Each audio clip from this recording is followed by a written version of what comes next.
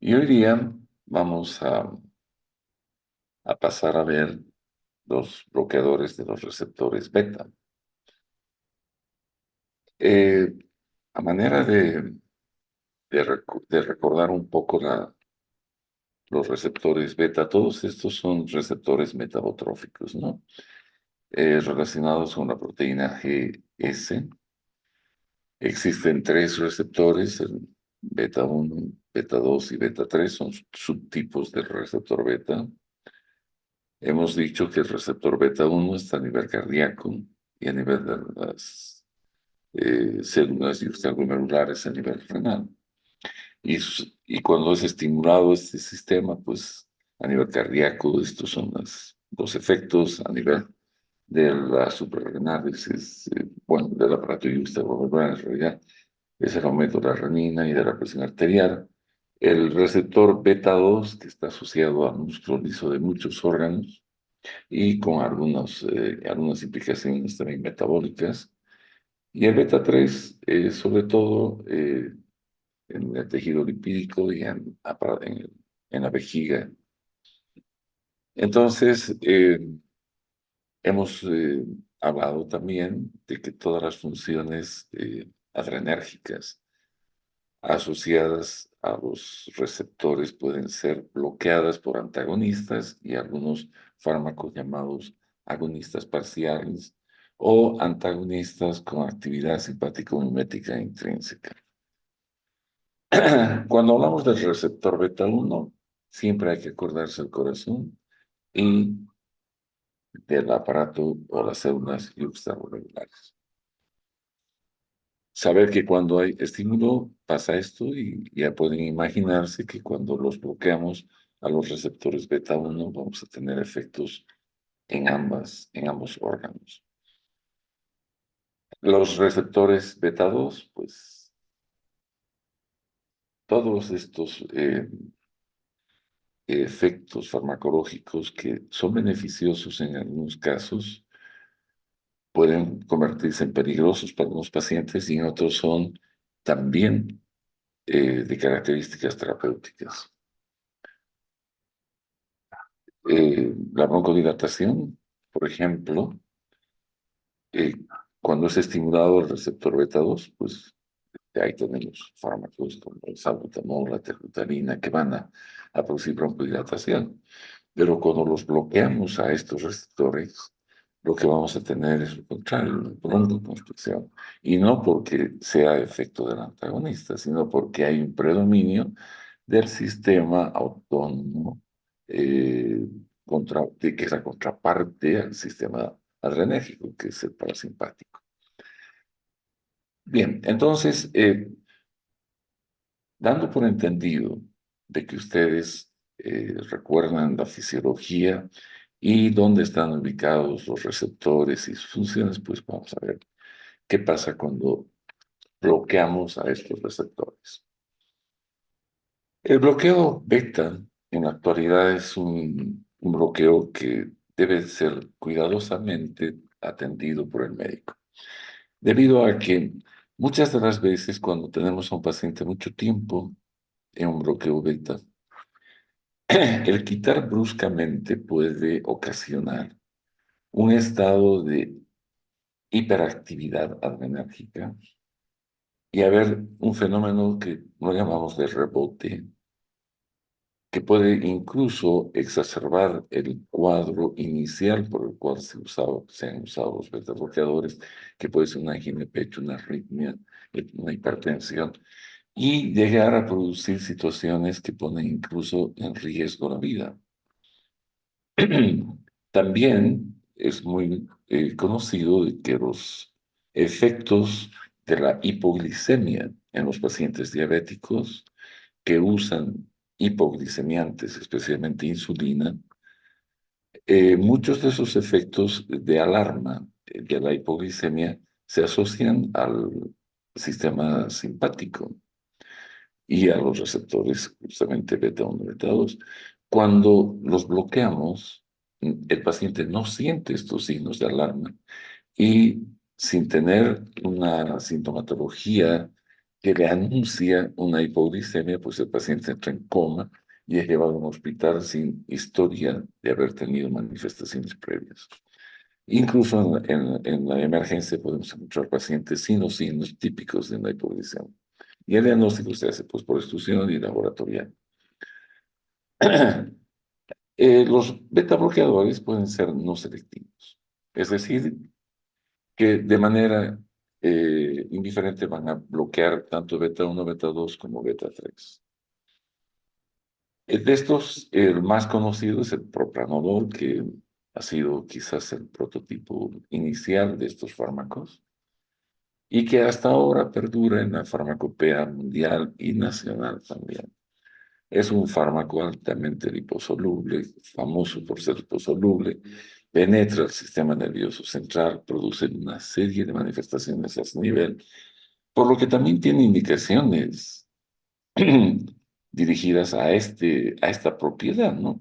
Cuando es ansiolítico, eh, produce somnolencia, pero también produce otras manifestaciones un poco preocupantes, como los mareos y sobre todo los sueños vívidos. Pesadillas realmente que molestan y alteran el descanso del paciente. Este fármaco lo vamos a ver, vamos a estudiar un poco más. El Pinolol, que es uno de estos que hemos mencionado, que es un agonista parcial o, si quieren, antagonista con actividad simpático-mimética intrínseca, lo que se llama el ASI. Y también dentro de estos no selectivos está el Timolol, que es un fármaco que existe en nuestro medio, se lo usa para tratar el glaucoma, ya que disminuye la producción de humor acuoso. Así como los hay los no selectivos, hay fármacos selectivos, y especialmente en el receptor beta 1. Esos antagonistas beta 1 se los llama también cardioselectivos, porque ¿dónde está ubicado el beta 1? Es a nivel cardíaco. Y muchos de los efectos que pretendemos que se produzcan al bloquear los receptores beta 1 son, pues, es decir, beta son específicamente a nivel cardíaco. Queremos disminuir la frecuencia, queremos disminuir la conducción, queremos producir algún efecto en el corazón que sea de beneficio para el paciente. Entonces, es mejor usar fármacos selectivos que actúen en el órgano en el que queremos que se produzca el efecto.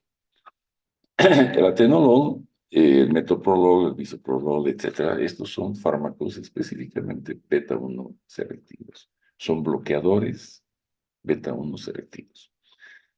En nuestro medio, el atenolol es uno de los que más usan los cardiólogos y médicos generales que tratan algunos problemas cardíacos con beta bloqueadores selectivos.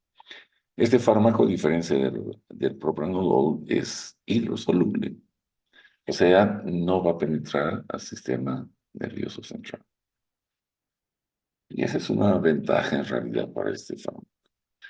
En los beta 2, pues estos no tienen utilidad clínica, los bloqueadores beta 2.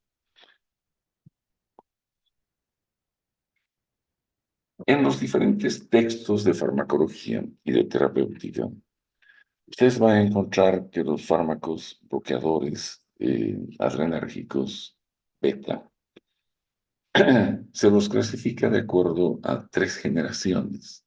Tres generaciones que no tienen que ver mucho con a las propiedades químicas, más tiene que ver con sus propiedades de selectividad en los receptores. La primera generación de beta bloqueadores es la más antigua, es la no selectiva, donde el propranolol es el prototipo. Y estos fármacos bloquean tanto los receptores beta 1 como beta 2. Luego, cuando aparecen los selectivos a beta 1 o cardioselectivos, pues se generan la segunda generación de beta bloqueadores, donde el atenolol quizás es el prototipo de estos fármacos. Y bueno, hay también otros como el metoprolol, el bisoprolol, el esmolol, que también son fármacos muy usados. Y por último, los fármacos de tercera generación, donde ya la selectividad, por ejemplo, hay grupos que son selectivos para beta 1, bloquean el beta 1 más algún otro receptor o alguna sustancia química. Estos pueden ser selectivos o no selectivos en relación al receptor beta, pero se asocian con otro tipo de bloqueos. Por ejemplo, con el bloqueo alfa. Para el bloqueo alfa, pues aquí tenemos el labetalol, el carvedilol, fármacos que normalmente están bloqueando el receptor beta, pero bloquean también el receptor alfa. Vean, eh, en otros libros van a encontrar que los no selectivos para beta 1 y beta 2 pueden ser fármacos que no tengan actividad intrínseca, o sea, farmacológicamente antagonistas propiamente dicho, donde están el propanolol, el sotalol y el timolol. Y el pindolol es un fármaco que sería un agonista parcial, un antagonista con actividad intrínseca simpático-mimética. También dentro de los no selectivos están los que tienen, además de bloquear beta 1 y beta 2, bloquean el receptor alfa, ya les he dicho, la betalol y el carvedilol. Y por otro lado, los cardioselectivos, los que solo bloquean beta 1. Entonces, vean, más o menos la mayor parte de los autores van por ese camino, ¿no? Eh, el bloqueo de los receptores beta 1 tiene acciones inhibitorias a nivel de corazón. Disminuye todas las capacidades que el receptor beta 1, cuando hemos estudiado agonistas, le daba al corazón mayor efecto cronotrópico, inotrópico, varmotrópico, etc. Pues cuando se bloquean el receptor beta 1, pues disminuye todo, la frecuencia, la contractibilidad. Y hay algunos beneficios, por ejemplo, disminuye la demanda de oxígeno y de energía. Esto es un efecto que nos interesa en pacientes con angina de pecho. La disminución de la presión arterial, otro efecto beneficioso para para pacientes hipertensos. Pero ciertos pacientes con hipertensión, no para todos. Disminuye la liberación de renina. Y esto va a disminuir ¿qué? La formación de angiotensina 2, de aldosterona, se va a perder más sodio y más agua por la orina y va a disminuir la presión arterial. Efecto beneficioso para los pacientes hipertensos. Cuando bloqueamos el receptor beta 2, algunas veces, beta 2 hemos dicho, ¿se acuerdan que a nivel de la musculatura estriada, los vasos sanguíneos son vasodilatados por el beta 2? Cuando bloqueamos el beta 2, no hay esa vasodilatación y puede haber más bien vasoconstricción en el músculo esquelético. Y esto es importante tomar en cuenta. Algunas veces los pacientes con deficiencias circulatorias periféricas, como la enfermedad de Raynaud, pueden sufrir crisis de isquemia distal. Algo que solo lo hace el propranolol es penetrar la barrera hematoencefálica. Es el único de los beta bloqueadores que se mete al cerebro y produce alteraciones al cerebro.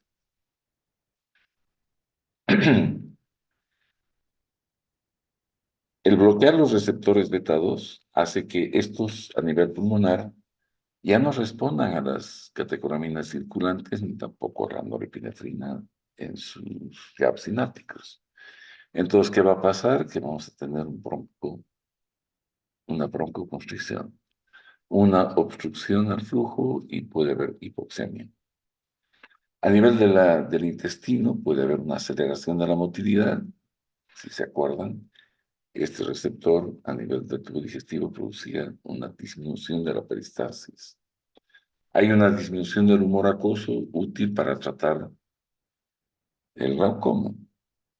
Y a nivel de la metabólico, se va a producir menos liberación de glucosa. En el páncreas hay menos liberación de glucagón y lo que tiende a disminuir el nivel de glucosa en sangre. No se olviden que beta 2 junto con el alfa 1 y alfa 2 son los que mantienen estados de hiperglicemia cuando estamos en situación de estrés o de lucha y huida. Los bloqueadores beta, como hemos dicho, están divididos en 3 generaciones. Los que están encerrados en círculo son fármacos con actividad simpático-mimética intrínseca. Son agonistas parciales, el pindolol, el acebutolol en la segunda generación. En la tercera generación, los no selectivos, hemos dicho carvedilol y el betalol, que además bloquean alfa 1. Y en la actualidad hay otros más, el nebivolol, el betaxolol, que tienen que ver con el óxido nítrico y con los canales de calcio. Además de bloquear los receptores beta, producen inhibición del óxido nítrico o de los canales de calcio, que obviamente mejoran algunas capacidades terapéuticas de estos fármacos.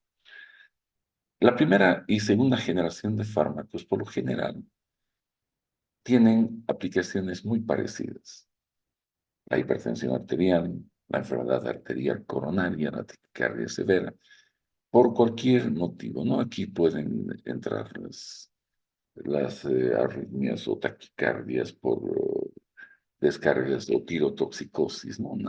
Un hipertiroidismo severo que puede producir taquiarritmias.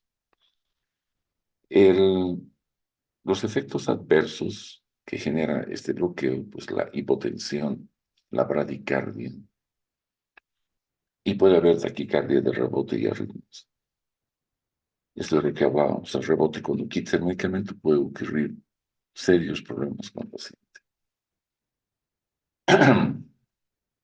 Solo con los fármacos bloqueadores de la primera generación se puede causar vasoconstricción en el músculo esquelético. Esto es lo que les he explicado, que el receptor beta 2 a este nivel es el que produce esa caída de la presión arterial diastólica y cuando lo bloqueamos pues va a haber un incremento de la presión arterial.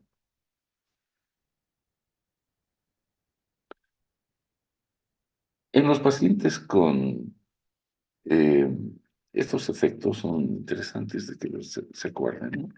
Voy a ampliar un poco esta imagen de los efectos del bloqueo beta. Tiene un cronotropismo negativo, o sea, vamos a tener una frecuencia cardíaca menor, un dromotropismo negativo. Hay un efecto antiarrítmico interesante porque los beta bloqueadores son antiarrítmicos, un efecto un inotropismo negativo y un efecto antiisquémico. Es muy común en el paciente infartado, van a ver ustedes, vamos, cuando hablemos de infarto de miocardio, en la parte de farmacología clínica vamos a mencionar a los beta bloqueadores. En la hipertensión arterial, los beta bloqueadores antes estaban entre la línea de fármacos de primera línea. En la actualidad, algunas de las escuelas de medicina han puesto especialmente un grupo de expertos que se reúnen en Norteamérica y traen gente de todas partes del mundo. Ellos han puesto ahora los beta bloqueadores en una segunda línea. Generalmente está dirigida a pacientes que tienen hipertensiones leves a moderadas con hiperreninémicos, y son hiperreninémicos, ¿no? Gente joven que tiene hipertensión y es porque ha habido un incremento de la renina y esto ha ocasionado la hipertensión arterial y en estos casos es útil los beta bloqueadores. También los beta bloqueadores no selectivos como el propranolol Son útiles cuando el paciente tiene hipertensión arterial, pero asociada a otra necesidad de usar un beta bloqueador. Que sea hipertenso y que tenga migraña y queramos profilaxis, pues el propranolol está excelente. Si el paciente es hipertenso y tiene paredes esofágicas por una cirrosis, entonces también sirve para la profilaxis de una hemorragia varicosa. En el hipertiroidismo, si el paciente es tiene hipertiroidismo y es hipertenso, el propranolol es excelente. La ansiedad, que es ansiolítico, penetra el sistema nervioso central, pues hay fármacos ansiolíticos, pues si el paciente tiene ansiedad y es hipertenso, el propranolol va a ayudar en ambas cosas. Y en angina de pecho también es hemos dicho que es antiisquémico. Y un paciente con angina de pecho hipertenso, pues el propranolol es el fármaco de elección. Hay situaciones en las que el bloqueo no selectivo puede ocasionarnos serios problemas. Por eso estos fármacos están contraindicados en algunas situaciones. Por ejemplo, están contraindicados en el asma bronquial y en el EPOC. Una enfermedad pulmonar obstructiva crónica o un broncoespasmo se va a empeorar si producimos un bloqueo del receptor beta 2. El beta 2 es el que produce broncodilatación. Ya no va a haber broncodilatación, va a haber broncoconstricción y esto va a empeorar la paciente. Ya no va a haber la vasodilatación inducida, entonces va a estar contraindicado en los pacientes que tienen enfermedad de Raynaud o angina de pecho por vasoconstricción, la angina variante, la Prince-Mita. Esta es producida por un fenómeno de espasmo, no por un trombo ni embolo a nivel de las arterias, sino por una vasoconstricción sostenida, prolongada, intensa, que acaba produciendo infarto. Entonces, en estos pacientes no podemos usar bloqueo beta porque vamos a empeorar la vasoconstricción. Tampoco está contraindicado usar en pacientes diabéticos que reciben insulina, porque los síntomas de hipoglicemia pueden ser solapados, ¿verdad? Y también en los pacientes en los que el ejercicio es importante para ellos. Hay estos fármacos lo que pueden hacer es disminuir eh, la producción de glucosa y la capacidad de hacer ejercicios puede disminuir enormemente en cierto tipo de pacientes al usar beta bloqueadores. Entonces, no sé, esto estoy hablando de los beta bloqueadores no selectivos. De ahí la necesidad de utilizar en este tipo de pacientes que tienen este tipo de problemas, usar los bloqueadores selectivos beta 1, donde el propanolol es el fármaco que tenemos en nuestro medio y el timolol para uso oftalmológico. Algunas características generales de los beta bloqueadores en términos farmacocinéticos, por ejemplo. Pueden ver la vida media de máxima que tiene uno de estos productos es el nadolol. El nadolol tiene aproximadamente entre 20 y 24 horas de vida media. Es la más larga. Y el de menos duración es el esmolol. El esmolol tiene una acción sumamente corta, 9 minutos. Esa es su vida media. Y esto es, como digo acá, es metabolizado por la esterasa en los eritrocitos y lo hace muy rápido.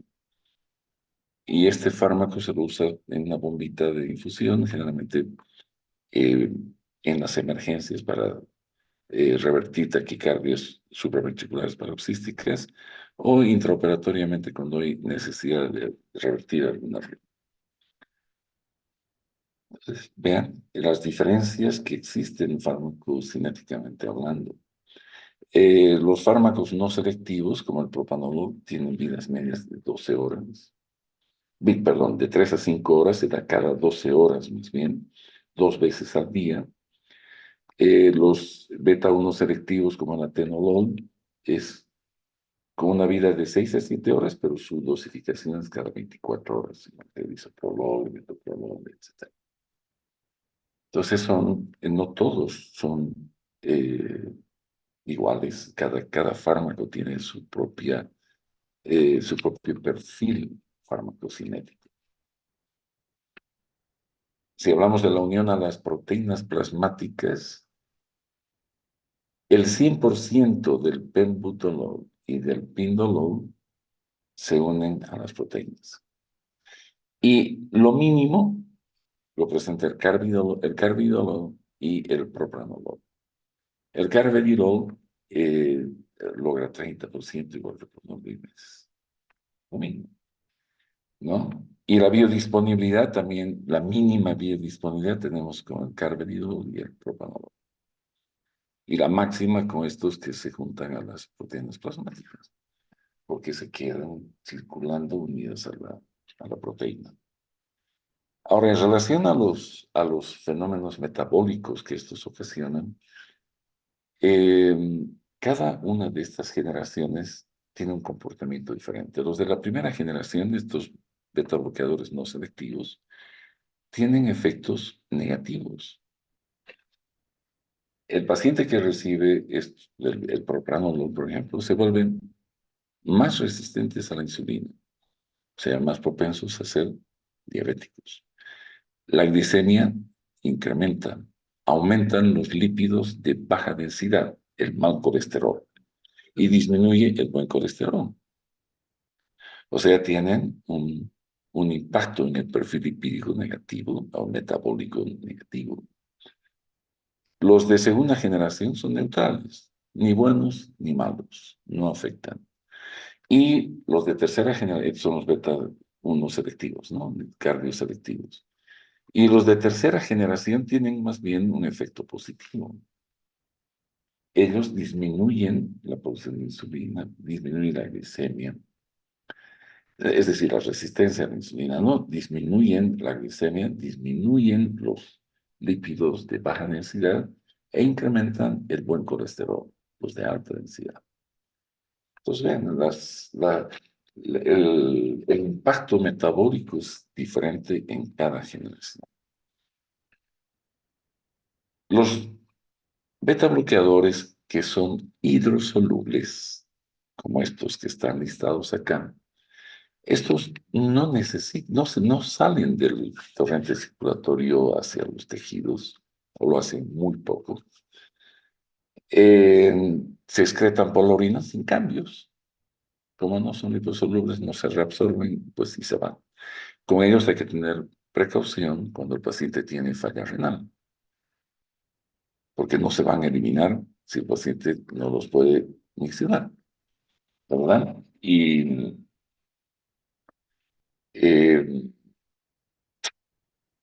no cruzan la barrera hematoencefálica justamente porque no son liposolubles, son hidrosolubles. Y no tienen los efectos de cruzar la barrera hematoencefálica, esos efectos centrales como el insomnio, la depresión, pesadillas, etc. Y en este grupo están pues, el betaxalol, el atenolol, el nebivolol, que los menciono porque son fármacos que existen en nuestro medio. Los demás son simplemente referencias bibliográficas, libros, de los libros de farmacología, pues ahí están esos fármacos, ¿no? En nuestro medio. Entonces, los usos de estos medicamentos están orientados a patologías cardiovasculares, como por ejemplo, el propranolol es el fármaco de elección para tratar la cardiomiopatía obstructiva crónica, en la que está contraindicado el uso de inotropos positivos, como la digoxina. Esta es una hipertrofia del ventrículo en la que no es que falta fuerza, sino que es obstructiva por el incremento de la masa muscular y no está contraindicado. ¿Sabes? La insuficiencia cardíaca congestiva crónica, ¿no? Porque los beta bloqueadores disminuyen la mortalidad. Pero cuando el paciente está estabilizado, no cuando está en plena insuficiencia cardíaca congestiva. Si está descompensado y le dan un beta bloqueador, lo van a matar. porque va a disminuir más aún el gasto cardíaco, la fuerza contractil y todo, y el paciente puede entrar en edema agudo de pulmón y se muere. En los pacientes con historia de infarto de miocardio, pues los betabloqueadores disminuyen la mortalidad. En la disección aórtica, por un aneurisma, un fenómeno de disección, el abetalol, que es un fármaco beta bloqueador no selectivo, y alfa 1 bloqueador, es el fármaco de dirección. Y en el tratamiento de glaucoma también, que ya lo mencionaba. Entonces, otras indicaciones que se las menciona, pues la tormenta tiroidea que les hablé. Ahí hay una taquicardia severa que puede poner en riesgo la vida. La ansiedad severa. El propanolol sirve para prevenir migrañas en cierto tipo de pacientes, todo etimolol para el tratamiento del glaucoma porque reduce la producción de humor acuoso. Y esta es una lista de usos clínicos que están mencionados en varios libros de farmacología y de terapéutica. En nuestro medio, el propanolol, que es el que tenemos, como no selectivo, en el infarto agudo de miocardio, en angina de pecho, cuando existen extrasístoles o síncope, ¿no? En pacientes con cardiomiopatía obstructiva hipertrófica. Algunas arritmias supraventriculares, el hipertiroidismo y la profilaxis de la migraña, que las he mencionado. El timolol, cuando hay para administración sistémica, pues en el post-infarto agudo miocardio, para prevenir recurrencias. Y para el tratamiento del glaucoma. Y el abetalol, que es el fármaco que se utiliza para revertir la sobredosis de cocaína. Es una de las indicaciones de este fármaco. Y la angina de pecho y la hipertensión también en su fase, cuando llega un paciente con crisis hipertensiva, pues el tratamiento ideal es el abetalol. Bien, ahora voy a mostrarles un poquito del simulador, porque esta clase va a terminar acá. Van a ver en el simulador que ya les mostré en la anterior clase, vamos a ver ahora el efecto de estos fármacos. Si recuerdan, bueno, vamos a elegir una rata desmedulada. Doctor, ¿Sí? no está presentando su Ah, ¿no? diapositiva. Ah, perfecto. No, no es una diapositiva, voy a compartir, entonces, perdón, ahora voy a hacerlo. No es una diapositiva, es el simulador que tengo que mostrarles. Ujú. Ya.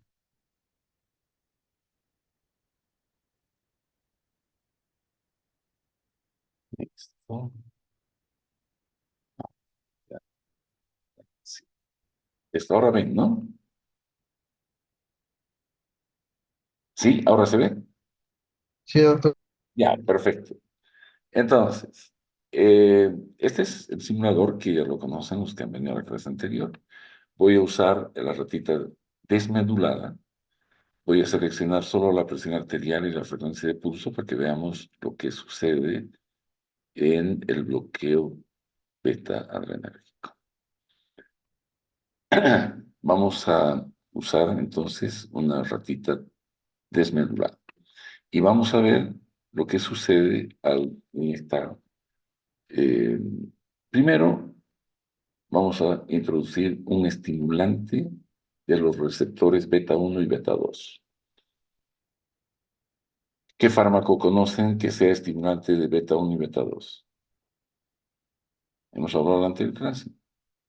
El isoproterenol o isoprenalina. Entonces vamos a usar el isoproterenol o isoprenalina en dosis de 10 microgramos kilo peso y voy a introducir esto a este animalito. Y vamos a observar el efecto.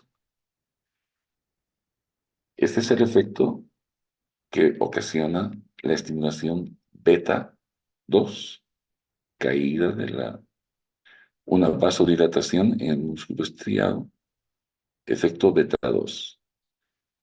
La resistencia vascular periférica cae y la frecuencia cardíaca se incrementa por un estímulo beta 1. Beta 1, beta 2. Ahora vamos a hacer otro experimento y vamos a utilizar el propranolol.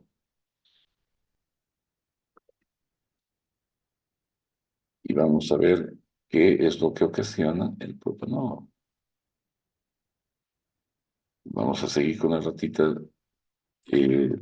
desmedulada. Voy a elegir el antagonista propranolol y voy a usar en su dosis máxima de 100 miligramos, para que vean 100 miligramos por kilo peso le vamos a meter al bichito este. Introducimos, aquí está propranolol, 100 miligramos, kilo peso. ¿Qué ha pasado?